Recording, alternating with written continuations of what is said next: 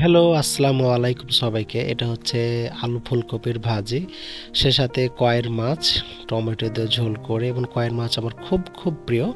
আর কয়ের মাছের ঝোল খেলে রক্ত বাড়ে, সো এটা আমার খুব ভালো লাগে। এই মাছটা আমার খুব স্বাদের একজন মাছ, খুব খেতে ভালো লাগে। সে সাথে আছে শাক ভাজি, শাকের সাথে বেগুন দিয়ে শাক ভাজি, আর সে সাথে শুকনো মরিচের ভাজা, যেটা খাইতে শাক দিয়ে ভাত খেতে আসলে অনেক ভালো লাগা একটা কাজ করে। সে সাথে শুকনো মরিচ থাকলে কোনো কথাই নাই।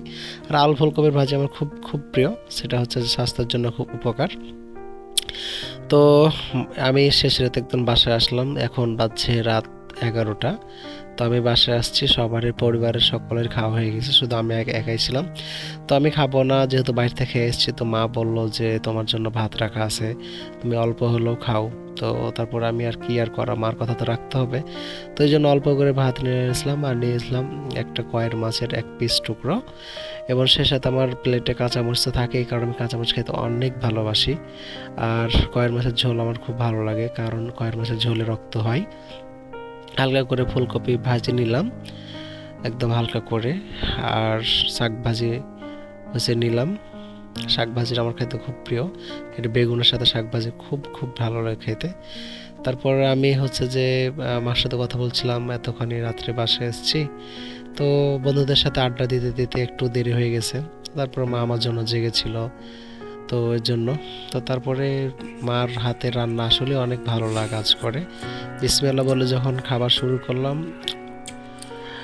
খুব খুব ভালো লাগলো, খুব একটা শান্তির খাবার। আমি সত্যি বলতে কি যে আমি বাইরে থাকি, বাইরে বেশিরভাগ আমার খাওয়া পড়ে, কিন্তু দিন শেষে যখন আমি রাত্রে যখন বাসায় আসি, তো আমার আমি যেখানে বাইরে খাই না কেন, বাট মায়ের হাতের আমি খাবার খাই।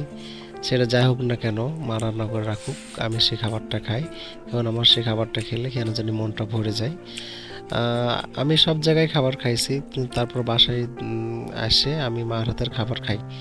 তো আমি খাওয়া দাওয়া করতেছিলাম, মা তখন আমার জন্য জেগেছিল, এবং মার সাথে আমি কথা বলছিলাম যে মা খাওয়া দাওয়া করছে কিনা। তো মা বলল যে হ্যাঁ, মাও খেয়ে নিছে, এবং পরিবারের সকলের খাওয়া হয়ে গেছে, শুধু আমি একাই ছিলাম।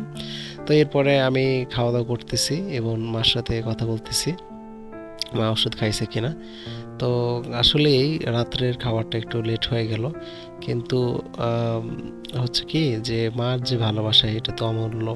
কারণ মা আমার জন্য তখনও অলমোস্ট, তখন অনেক বাজে, অলমোস্ট 10:30 11টা, তখন পর্যন্ত আমার জন্য জেগে আছে যে আমার ছেলে আসবে খাবে। তো আমি মার সাথে কথা বলছিলাম আর খাওয়া দাওয়া করছিলাম। আর আমি যতক্ষণ ধরে খাওয়া দাওয়া করি, আমার মা শুধু আমার দিকে চেয়ে চেয়ে দেখে, এটা মায়ের কাছে অনেক ভালো লাগা কাজ করে।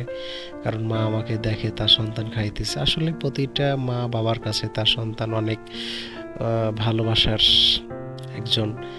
প্রতিটা মা বাবাই তার সন্তানকে অনেক ভালোবাসে। মা বাবার নিজে না খাইয়ে সন্তানদের খাওয়ায়। এবং আমি দেখি যে আমাকে আমার মা সবচেয়ে ভালো, সবচেয়ে বড়টাই দেয়। মাছের ক্ষেত্রে সবচেয়ে বড়, যে আমি যেহেতু লেজ খেতে ভালোবাসি মাছের, সো আমার জন্য আমার মা মাছের লেজ রেখে দেয় বড় করে।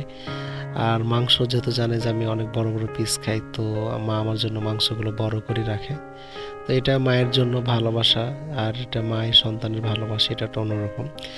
তো একদম কথা বলতে বলতে মার খাবারের প্রায় আমি শেষ পর্যায়ে চলে এসেছি, এবং খাবারগুলো খাইতেছিলাম, অনেক ভালো লাগছিল, যদি একটু রাত হয়ে গেছিলো।